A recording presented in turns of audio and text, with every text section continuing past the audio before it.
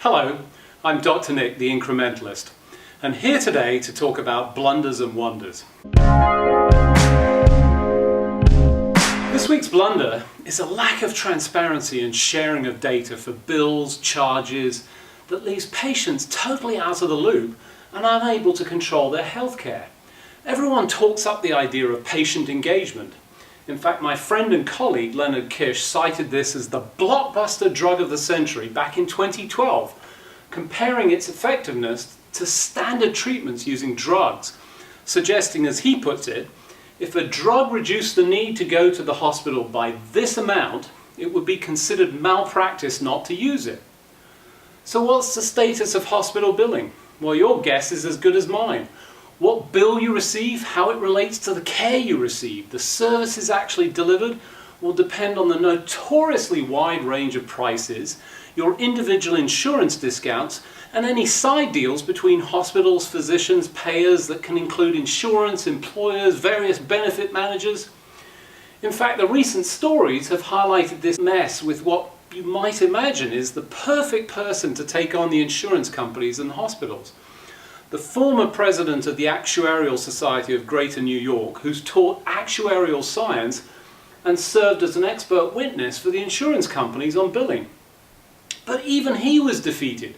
Horror stories of the unconscious doctor being given life-saving treatment with coverage, but ending up with crippling debt thanks to only a partial coverage of the billed amounts, and a practice known as balance billing that seeks to recover differences in agreed rates between the payer and the biller from the patient.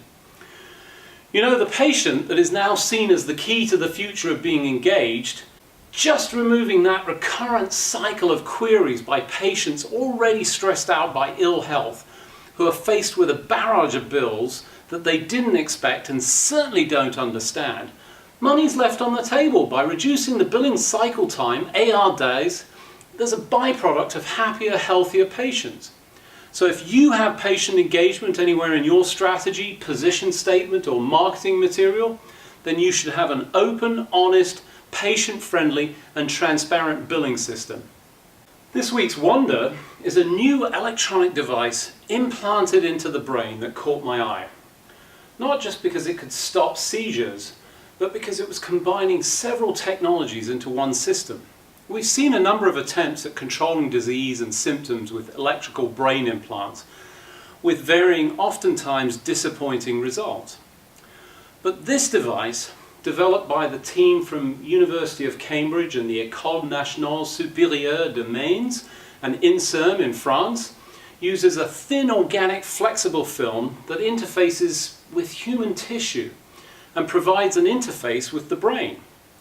When the signal of a seizure is detected by the organic electrode, it activates an ion pump with an electric field that delivers a native brain chemical, a neurotransmitter in this case, gamma-aminobutyric acid, or GABA for short.